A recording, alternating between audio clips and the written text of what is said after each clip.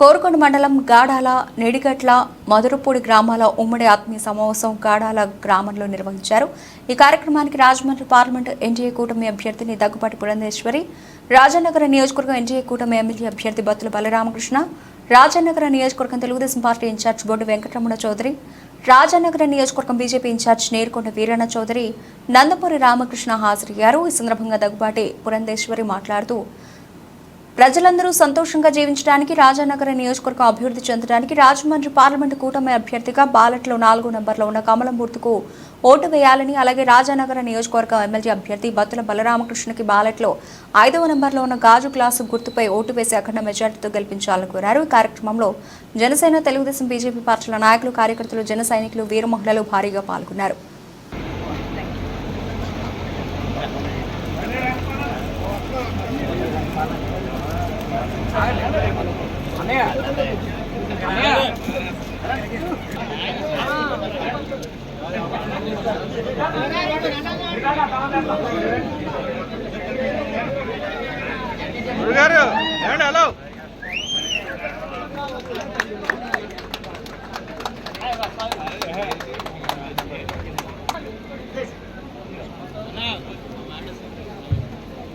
Hello సరే పక్కన మీరు పక్కరండి గురుగారు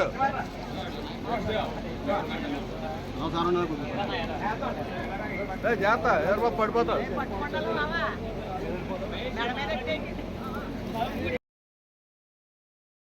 నందమూరి గారు శ్రీ పురంధేశ్వరి పర్యటన ఎంతో అద్భుతంగా, ఎంతో ఆహ్లాదంగా స్వాతంత్రం కోసం, మన హక్కుల కోసం, మన ఆస్తులు నిలబెట్టుకోవడం కోసం, మనకి బాధ్యత అయిన ప్రభుత్వం తెచ్చుకోవడం కోసం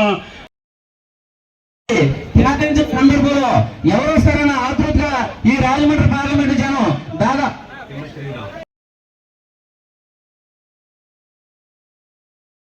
కూర్చోండి. జనసేన వాళ్ళకి అడ్డాలి సీని గారు, సీనియర్. నమస్కారాలు. మరి మనం చూస్తున్నాం, అలాగే వేదిక మీద ఉన్న పార్లమెంట్ సభ్యురాలు మా ముద్దుల సోదరి దగ్గుబాటి పురంధేశ్వరి గారికి, అలాగే మన అసెంబ్లీ సభ్యులు బాల రామకృష్ణ గారికి, ఇతర వేదిక మీద ఉన్న పెద్దలందరికీ నా హృదయపూర్వక నమస్కారాలు, పేరు పేరును. ఇక మన సమయం ఆసన్నమైంది. మే 13న ఎలక్షన్ వచ్చేసాయండి. ఇక మన 5వ ఓటు. ఇక మనం గత 5 సంవత్సరాలు వైఎస్ఆర్సీపీ ప్రభుత్వం పాలన చూసాము. ఎన్నో నష్టాలు కానివ్వండి, కష్టాలు కానివ్వండి, రాక్షస ప్రభుత్వం మనం చూసాం. ఇక మీద మనం ఊరుకునే లేదు. మన సత్తాకి మనం చూపించి మే 13న మన ఓటు అందరూ పార్లమెంటు కమలం మీద మన అసెంబ్లీ గాజు గ్లాస్ మీద వేసి అత్యంత మెజారిటీ గెలిపించాలని కోరుతున్నాను. చాలా మాట్లాడాలి, అందరూ మాట్లాడేశారు కాబట్టి అందరికీ నా హృదయపూర్వక నమస్కారం. నందమూరి తారక రామారావు గారి కుమార్తె శ్రీమతి దగ్గుబాటి పురంధేశ్వరి గారు మన ఎంపీ అభ్యర్థిగా, రాజమండ్రి పార్లమెంట్ అభ్యర్థిగా మన ముందుకు వచ్చారు. అలాగే మన బత్తుల బలరామకృష్ణ గారు మన ఎమ్మెల్యే అభ్యర్థిగా, రాజానగరం ఎమ్మెల్యే అభ్యర్థిగా మన ముందుకు వచ్చారు. ఇంకెన్నో రోజులు లేవు మా ఎలక్షన్కి. మే 13వ తారీఖున మనకి 2 ఓట్లు ఇస్తారు. ముందు మన ఎంపీ అభ్యర్థినికి ఓటు వేయవలసి ఉంటుంది. కమలం పువ్వు పైన మనం ఓటు వేసి దగ్గుబాటి పురంధేశ్వరి గారిని గెలిపించవలసిందిగా కోరుతున్నాం. 2వ ఓటు మనకి ఇంకో ఓటు ఇస్తారు. అది మన ఎమ్మెల్యే అభ్యర్థికి వేయవలసిన ఓటు. అది మనం గాజు గ్లాసుపై ఓటు వేసి బత్తుల బలరామకృష్ణ గారిని ఇక్కడ గెలిపించవలసిందిగా అభ్యర్థన. చాలా జాగ్రత్తగా పురంధేశ్వరి గారు మీరు చూసినట్టయితే ఆ లిస్టులో 4వ నంబర్లో ఉందమ్మా. జాగ్రత్తగా చూసుకుని దానిపైన మీరు బటన్ నొక్కితే ఒక సౌండ్ రావాలి. ఆ సౌండ్ వచ్చే వరకు మీరు అలా నొక్కిపెట్టి ఉంచాలి. తర్వాత పక్కన మనకు ఒక ప్రింట్అవుట్ వస్తుంది, చిన్న స్లిప్ వస్తుంది. మనం ఏ గుర్తుపైన అయితే ఓటు వేసామో ఆ గుర్తు వచ్చిందా లేదా మీరు చూసుకోవాలి.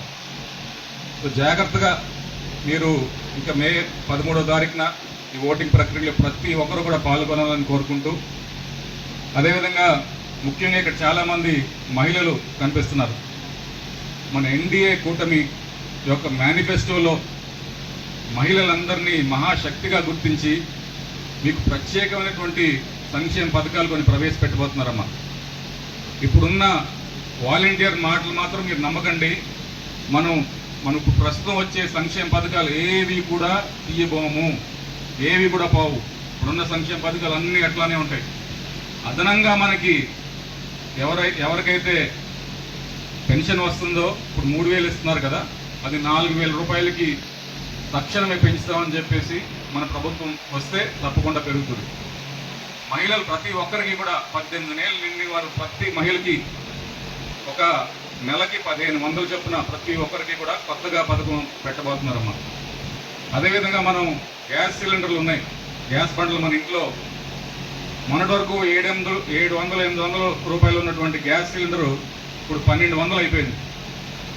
ఇది గమనించి ప్రతి కుటుంబానికి 3 గ్యాస్ సిలిండర్లు ఉచితంగా సంవత్సరానికి మన ప్రభుత్వం వస్తే ఇస్తారమ్మా. తెలుగుదేశం, జనసేన, బీజేపీ నాయకులకు, కార్యకర్తలకు, వీర మహిళలకు, ప్రతి ఒక్కరికి కూడా పేరు పేరున నా హృదయపూర్వక నమస్కారాలు తెలియజేస్తున్నాను. రాష్ట్రంలో అన్ని దోపిడీలు, దౌర్జన్యాలు, అభివృద్ధి లేని రాష్ట్రం, రాజధాని లేని రాష్ట్రాన్ని మనం చూస్తున్నాం. ముఖ్యంగా ఈ గాడాల పరిసర ప్రాంతాల్లో చూస్తే ఎప్పుడు చూసినా క్రికెట్ బ్యాటింగ్లు గోల, బ్లేడ్ బ్యాచ్లు గోల, ఈ గంజాయి బ్యాచ్లు గోలే ఎక్కువ ఉంటుంది ఎప్పుడు చూసినా. చాలాసార్లు ఇక్కడ దగ్గర ప్రాంతాల్లోనే బ్లేడ్ బ్యాచ్ వాళ్ళ దాడులను మనం చూసాం. ఈ గ్రామంలో చాలామంది ఈ క్రికెట్ బ్యాటింగ్లు బానిసలుగా మారి చాలా ఆస్తులు పోగొట్టుకున్న వాళ్ళని కూడా చాలామందిని చూసాం. మాట్లాడితే దౌర్జన్యాలు, మాట్లాడితే మనుషుల మీద అక్రమ కేసులు పెట్టించడం, అట్రాసిటీ కేసులు పెట్టించడం అనేది ఈ ఊర్లో ఎక్కువగా ఉంటాయి. రీసెంట్గా కూడా మా యొక్క అనుచరుడు కారు కూడా ఇదే గ్రామంలో మనం పగలగొట్టేశారు. ఇంకా కొంచెం ముందుకెళ్తే నిన్న ఒక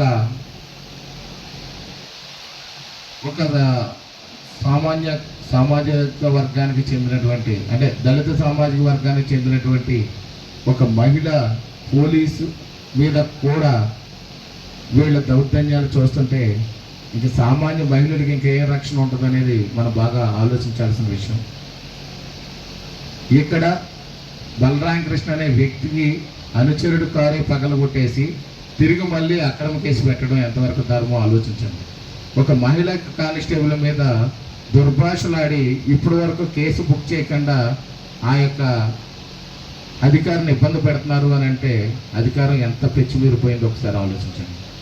ఇక్కడ రియల్ ఎస్టేట్ వ్యాపారం చేసేవాడికి అధికార పార్టీకి సంబంధించిన వాళ్ళైతేనే ఇక్కడ రియల్ ఎస్టేట్ వ్యాపారం చేయాలి, లేదంటే వాళ్ళు ట్యాక్స్ 20% ఇస్తేనే కానీ వ్యాపారం చేయకూడదు. అంటే ఏ విధంగా అయినా సరే ఉక్కు పిడికిల్లో బిగించి ఈ గాడాల పరిసర ప్రాంతాల్లో గ్రామాలన్నింటినీ కూడా వాళ్ళ చేతుల్లో పెట్టుకున్నటువంటి పరిస్థితి. దీన్ని అంతటికీ విముక్తి రావాలంటే ఓటనే ఆయుధాన్ని మీరు వాడి ఎన్డీఏ అభ్యర్థి అయినటువంటి పార్లమెంట్ అభ్యర్థి శ్రీమతి దగ్గుబాటి పురంధేశ్వరి గారికి కమలం గుర్తుపై ఓటు వేసి గెలిపిస్తే ఆ కబంధ హస్తాల నుంచి మనం బయటకు వచ్చి స్వేచ్ఛా జీవితాన్ని పొందగలుగుతామని చెప్పి మీ అందరికీ తెలియజేస్తున్నాను. అదేవిధంగా రాజానగరం నియోజకవర్గాన్ని వైసీపీ విముక్తి రాజానగరం నియోజకవర్గంగా కూడా మీ వంతు ఓటనే ఆయుధాన్ని వాడి మీరు చెయ్యగలరు. ఈ దోపిడీలు, దౌర్జన్యాలు, బ్లేడ్ బ్యాచ్లు, గంజాయి బ్యాచ్లు, అక్రమ కేసులు, అట్రాసిటీ కేసుల నుంచి విముక్తి మీ ప్రాంతానికి రావడం కోసం ఖచ్చితంగా గాజు గ్లాస్ గుర్తుపై ఓటు వేసి గెలిపించాల్సినటువంటి అవసరం ఉందని మీరు అందరూ ఒకసారి భావించాల్సిన సమయం ఇది. అంతేకాకుండా చంద్రబాబు నాయుడు గారు, పవన్ కళ్యాణ్ గారు మంచి విజన్తో చాలా ముందు చూపుతో రాష్ట్రం ఏ విధంగా అభివృద్ధి చెందుతుంది, రాష్ట్రానికి అభివృద్ధి ఎలా వస్తుంది, ప్రాజెక్టులు ఎలా వస్తాయి, సాగునీరు తాగునీరు ఎలా అందచేయగలం, సంక్షేమం ఏ విధంగా అమలు చేద్దామనే దాని మీద మంచి ప్రణాళికతో ఒక అద్భుతమైనటువంటి అక్షయ పాత్ర లాంటి ఒక మేనిఫెస్టోని మనం రిలీజ్ చేశారు. అది అందరికీ కూడా బడుగు బలహీన వర్గాలకి, పేదలకి, రైతులకి, చిరు వ్యాపారులకి, భవన నిర్మాణ కార్మికులకి, కుల వృత్తుల వారికి అందరికీ కూడా ఎంతో అద్భుతమైనటువంటి ఆమోదయోగ్యమైనటువంటిది, అభివృద్ధి చేసేటటువంటిది, విద్య వైద్యం సంక్షేమం సక్రమంగా అమలు చేసేటటువంటి మేనిఫెస్టో అది. ఆ మేనిఫెస్టో ఖచ్చితంగా అమలు చేయగలిగే శక్తి చంద్రబాబు నాయుడు గారికి, పవన్ కళ్యాణ్ గారికి కూడా ఉంది. దానికి మనకి తెలుగుదేశం జనసేనకు ఉంటే పూర్తి స్థాయిలో సపోర్ట్ చేయడానికి కేంద్ర ప్రభుత్వం నుంచి మన బీజేపీ ఉంది, మోడీ గారు ఉన్నారు. అలాగే మన రాష్ట్ర బీజేపీ అధ్యక్షురాలుగా మన ఎంపీ అభ్యర్థులైనటువంటి శ్రీమతి దగ్గుబాటి పురంధేశ్వరి గారు కూడా ఉన్నారు. రాష్ట్రం అన్ని విధాలుగా అభివృద్ధి చెందాలంటే ఎన్డీఏ కూటమి గెలవాలి. మీరందరూ బాగా ఆలోచించండి. మీరు పక్క వాళ్ళకి కూడా చెప్పండి, మనకి ఎన్డీఏ కూటమి ఎంత అవసరమో. మీకు ఉన్నటువంటి బిడ్డల భవిష్యత్తు కోసం ఎన్డీఏ కూటమి అవసరం. మీకు ఈ గాడాల పరిసర ప్రాంతాల్లో తాగునీరు సాగునీరు సక్రమంగా అందాలి అని అంటే ఎన్డీఏ కూటమి రావాలి. మీ పిల్లలకి మంచి విద్య రావాలి అని అంటే ఇక్కడ ఖచ్చితంగా ఎన్డీఏ కూటమి రావాలి. సక్రమైన నాణ్యమైనటువంటి వైద్యం అందాలంటే ఎన్డీఏ కూటమి అవసరం. సంక్షేమ పథకాలు ఇప్పుడు ఉన్నదానికంటే మెరుగైన విధానంతో మిగిలిన అర్హులందరికీ కూడా కలిపి ఇవ్వాలి అని అంటే ఎన్డీఏ కూటమి అవసరం. ఇళ్ల స్థలాలు, ఆ యొక్క ఇల్లు కట్టుకోవాలంటే లోన్ కావాలంటే ఖచ్చితంగా ఎన్డీఏ కూటమి అవసరం. ఇక్కడ మొత్తం ఏదైతే రౌడీ మోకల వాళ్ళ ఆగడాలు అరికట్టాలి అని అంటే ఎన్డీఏ కూటమి అవసరం. ఇది కాకుండా చూస్తే భూ చట్టం అనేది ఒకటి వచ్చింది, మళ్ళీ కొత్తగా వాళ్ళు భూ చట్టం అనేది ఒకటి పెట్టారు. ఆ భూ చట్టం అనేది రద్దు చేయాలంటే ఎన్డీఏ కూటమి కావాలి మనకి. ఆ భూ చట్టం వల్ల ఎంత నష్టం అని అంటే చూడండి, మీ యొక్క భూమిని ఇప్పుడు దాకా పిల్లల చదువుల కోసమో, పిల్లల పెళ్లిళ్ళ కోసమో, లేకపోతే అనారోగ్యం వస్తేనో, ఇల్లు కట్టుకోవాలనుకుంటేనో, ఇంట్లో పెళ్లి చేసుకోవాలనుకుంటేనో మన భూములు కానీ ఆస్తులు కానీ తాకట్లు పెట్టుకుని ఆ యొక్క అవసరాన్ని గడుపుకుంటాం. లేదంటే వ్యవసాయానికో వ్యాపారానికో అవసరమైనప్పుడు కూడా మన ఈ భూములు తాకట్లు పెట్టుకుంటాం, ఈ స్థలాలు తాకట్లు పెట్టుకుంటాం. ఇప్పుడు జగన్మోహన్ రెడ్డి గారు భయంకరమైనటువంటి చట్టం తీసుకొచ్చారు. ఇప్పటికే భూముల్లో సర్వే చేసి ఆయన ఫోటోతో రాళ్ళు వేసేసుకున్నారు. ఇప్పటికీ అంతేకాకుండా పట్టా పాస్బుక్ల మీద కూడా ఇంతకుముందు ఏదైతే ఆంధ్రప్రదేశ్ మనకి లోగో ఉంటుందో ఆ లోగోను వేసేవారు. కానీ ఆ చిహ్నాన్ని కూడా తీసేసి ఇప్పుడు జగన్మోహన్ రెడ్డి గారు ఫోటో వేసేసుకున్నారు. ఇప్పుడు ఒరిజినల్ పట్టాలు కూడా ఆయన దగ్గరే పెట్టుకుంటాడట. అంటే మీకు ఆస్తి మీద, మీ ఆస్తి మీద కాదు అని చెప్పి ఆయన చెప్పేస్తున్నారు. రాళ్ళ మీద ఆయన ఫోటో వేసుకున్నాడు. అంటే చిన్నప్పుడు ఏదైనా పెద్దలందరూ మాట్లాడుతున్నటువంటి సందర్భంలో చెప్పినటువంటి మాట,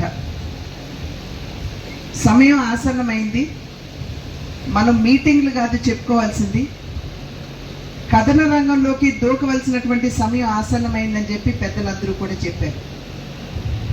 ఆ సందర్భంలో గడిచిన వారం రోజులుగా నేను రాజమండ్రి పార్లమెంట్ నియోజకవర్గంలో పర్యటిస్తున్నటువంటి సందర్భంలో ప్రజల దగ్గర నుండి అనూహ్యమైనటువంటి స్పందనని నేను చూశాను. అది మాత్రమే కాకుండా ఎక్కడికి వెళ్ళినా కూడా ప్రజలందరూ ఎంతో ప్రేమాభిమానాలు, ఆదరణ కనబరుస్తున్నారు. ఇదంతా నా మీదే ప్రజలకు ఉన్నటువంటి ప్రేమ, అభిమానం, ఆదరణ అని కనుక నేను అనుకున్నట్లయితే అది వాపును చూసి బలుపు అనుకున్నట్లే ఉంటుందని చెప్పి నేను విశ్వసిస్తున్నాను. ఎందుకంటే మీరు కనబరిచేటువంటి ప్రేమ, ఆదరణ, అభిమానం ఏదైతే ఉందో అది ప్రత్యక్షంగా నా పట్ల మీరు కనబరుస్తున్నప్పటికీ పరోక్షంగా మా తండ్రి నందమూరి తారక రామారావు గారి పట్ల మీ అందరికీ ఉన్నటువంటి అభిమానం, ప్రేమ, గౌరవం అని చెప్పి నేను విశ్వసిస్తున్నాను. అన్నా అని నోరారా పిలుచుకున్నారు. మీ హృదయంలో వారికి చిరస్మరణీయమైనటువంటి స్థానాన్ని ఇచ్చారు. ఆ అన్న బిడ్డగా, మీ ఆడపడుచుగా మీ ముందు నేను నిలబడి ఉన్నాను అని చెప్పి మీ అందరికీ నేను తెలియజేస్తున్నటువంటి విషయం. ఖచ్చితంగా ఆదరిస్తారు అనేటువంటి నమ్మకం, విశ్వాసం కూడా. పెద్దలు చెప్పినట్లుగా మళ్ళీ తిరిగి విజయోత్సవ సభల్లో మిమ్మల్ని అందరినీ కూడా కలవాలి అని చెప్పి నేను మీ అందరికీ తెలియజేసుకుంటున్నటువంటి విషయం. 5 సంవత్సరాల క్రితం మనం ఒక తప్పిదం చేసాం. ఒక్క ఛాన్స్ ఇవ్వండి అని అడిగిన పాపానికి ఒక్క ఛాన్స్ ఇచ్చి చూద్దాంలే అని మనం కూడా భావించినటువంటి సందర్భంలో వైఎస్ఆర్ పార్టీకి మనం అధికారాన్ని కట్టబెట్టి జగన్మోహన్ రెడ్డి గారిని మనం ముఖ్యమంత్రిగా మనం తీసుకురావడం జరిగింది. నాటి నుండి నేటి వరకు ఎన్ని ఇబ్బందులు రాష్ట్రం ఎదుర్కొన్నదో నేను మీకు కొత్తగా వివరించి చెప్పాల్సినటువంటి అవసరం ఉన్నది అని భావించడం లేదు. ఒకానొక సందర్భంలో అభివృద్ధికి మారు పేరు ఆంధ్రప్రదేశ్ అని అందరూ చెప్పుకునేవారు యావత్ భారతదేశంలో. కానీ ఇవాళ శోచనీయమైనటువంటి విషయం ఏమిటంటే, తలలేని ముందు ఏదన్నా ఉన్నది అని అంటే రాజధాని లేని రాష్ట్రం ఏదన్నా ఉన్నది అంటే అది ఆంధ్ర రాష్ట్రం మాత్రమే అని అందరూ అవహేళనగా మాట్లాడుతున్నటువంటి పరిస్థితిని మనం ఇవాళ చవి చూస్తున్నాం. పోలవరం ప్రాజెక్ట్ నిర్మాణం రివర్స్ టెండరింగ్ చేస్తాను అన్నారు జగన్మోహన్ రెడ్డి గారు. రివర్స్ టెండరింగ్ వేసి డబ్బు ఆదా చేస్తాను, సకాలంలో పోలవరం నిర్మాణాన్ని నేను పూర్తి చేస్తాను అని చెప్పి వారు మనకు చేసినటువంటి వాగ్దానం. కానీ మనం గుర్తించలేదు, మనం గ్రహించలేదు. రివర్స్ టెండరింగ్ అంటే ఏకంగా రివర్స్ గేర్ వేసేసి పోలవరం నిర్మాణం ఆపేస్తారు అని చెప్పి మనం ఎవరూ కూడా విశ్వసించినటువంటి విషయం. పదే పదే జగన్మోహన్ రెడ్డి గారు చెప్తూ ఉంటారు, నేను ఇన్ని వందల సార్లు ఇన్ని వేల సార్లు నేను బటన్ నొక్కేశాను అని. ఇవాళ జగన్మోహన్ రెడ్డి గారికి నేను వేసేటువంటి ప్రశ్న, మీరు ఎన్నిసార్లు బటన్ నొక్కారో మాకు తెలీదు, కానీ మీరు ఎంత నొక్కేశారో రాష్ట్ర ప్రజలకు ఒక్కసారి తెలియజేయండి అని చెప్పి మేము చేస్తున్నటువంటి విజ్ఞప్తి. ఎందుకంటే ఏ కోణం నుండి చూసినా కూడా ఇవాళ రాష్ట్రంలో అవినీతి ఏ విధంగా పేట్రేగిపోయిందో మీ అందరికీ తెలియనటువంటి విషయం కాదు.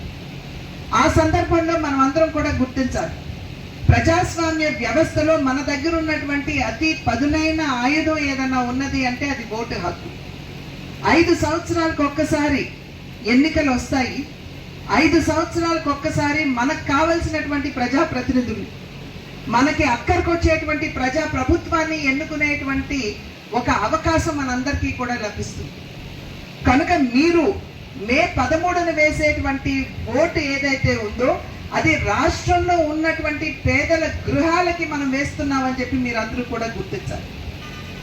ఎందుకంటే 5 సంవత్సరాలు గడిచిపోయింది. కేంద్రం రాష్ట్రానికి 22.5 లక్షల ఇళ్లని మంజూరు చేసింది. కానీ రాష్ట్రంలో చూసినట్లయితే అంతకు ముందున్నటువంటి ప్రభుత్వం ఏదైతే 3.5 లక్షల ఇళ్ల నిర్మాణం చేశారో అంతవరకే పరిమితం అయిపోయినటువంటి విషయం మీ అందరికీ తెలుసు. మన కళ్ళ ముందు టిట్కో ఇళ్ళు సైతం ఉన్నాయి, కానీ వాటిని కూడా పేదలకి పంచి ఇచ్చేటువంటి మనస్సు మన ముఖ్యమంత్రి గారికి లేదు అన్నది మనకి స్పష్టంగా అర్థమైనటువంటి విషయం. 25,000 నుండి 1,00,000 రూపాయల వరకు కూడా గృహ నిర్మాణం అని చెప్పి బ్యాంకుల నుండి లోన్ తెచ్చుకున్నటువంటి వారు ఉన్నారు. కానీ ఇవాళ ప్రభుత్వం ఇళ్ల నిర్మాణం చేసి వారికి ఇవ్వనటువంటి సందర్భంలో ఆ బ్యాంకుల నుండి తెచ్చుకున్నటువంటి అప్పుల మీద వడ్డీ పెరిగిపోతుంది. అది మాత్రమే కాకుండా వాళ్ళు బయట ఎక్కడ తలదాచుకోవాలో తెలియక ఇళ్ళని అద్దెకి తీసుకున్నటువంటి నేపథ్యంలో ఆ భారం కూడా ఇవాళ వాళ్ళ మీద పడిపోతుంది. కనుక అటు ఇల్లు లేక, ఇటు అప్పు కట్టలేక, అటు అద్దె భరించలేక ఎందరో నలిగిపోతున్నటువంటి విషయం మనందరికీ తెలుసు. కేంద్ర ప్రభుత్వం 1,80,000 రూపాయలు ప్రతి ఇంటికి ఇస్తే అది సకాలంలో పేదలకి అందవలేనటువంటి ప్రభుత్వం ఎంత అసమర్థ ప్రభుత్వం ఒక్కసారి మనం అందరం కూడా ఆలోచించాలి. అదేవిధంగా జగన్మోహన్ రెడ్డి గారు పదే పదే చెప్తారు, నా మేనిఫెస్టో ఏదైతే ఉందో అది నాకు భగవద్గీత కంటే, ఖురాన్ కంటే, బైబిల్ కంటే అతి పవిత్రమైనది, దానిలో ప్రతి ఒక్క విషయాన్ని కూడా నేను సంపూర్ణంగా నిర్వర్తిస్తాను అని చెప్పి వారు చెప్తారు. ఇవాళ నేను ప్రశ్నిస్తున్నాను, మీరు మీ మేనిఫెస్టోలో దశల వారీ మద్యపాన నిషేధం అని చెప్పి మీరు వాగ్దానం చేశారు ప్రజలకు. ఏమైంది? మద్యపాన నిషేధం కాదు కదా, నాణ్యత లేనటువంటి మద్యాన్ని వాళ్ళ తయారు చేసి పేదల చేత తాగించి వారి జీవితాలతో చెలగాడు మాడేటువంటి ప్రభుత్వాన్ని మనం ఇవాళ రాష్ట్రంలో చూస్తున్నాం. అంటే మహిళల పుస్తలు తెగిపోయినా పర్వాలేదు, బిడ్డలు అనాథలైనా పర్వాలేదు, కానీ మద్యాన్ని మాధ్యమంగా చేసుకుని మేము మా జేబులు నింపుకుంటాం అనేటువంటి ఆలోచన ధోరణి, మనం దాన్ని స్వాగతిస్తామా అని చెప్పి సభాముఖంగా నేను ప్రశ్నిస్తున్నాను.